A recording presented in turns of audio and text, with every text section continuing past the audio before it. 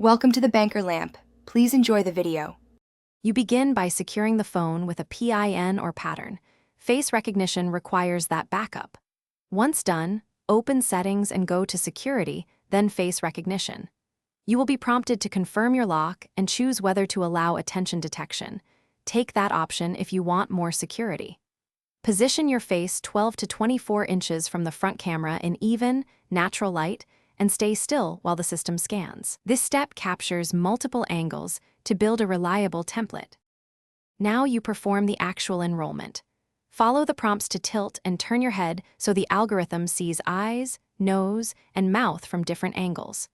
You do this because the system needs varied data points to match under real-world conditions. If you wear glasses regularly, remove them for one pass and add an alternate appearance if the phone supports it. Make sure the capture completes fully, interrupted scans lower accuracy, and save the template when the progress indicator reaches 100%.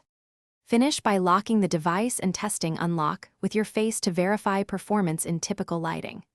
If the phone misrecognizes or fails frequently, add an alternate appearance or re-enroll. Subtle changes like facial hair or hats may require a new scan. Make sure you enable any attention or iris options if available for better security. If problems persist, clear stored biometrics and perform a fresh enrollment. That fixes corrupted templates and often restores reliable recognition. Thanks for watching. If this was helpful, leave a like and consider subscribing. See you next time.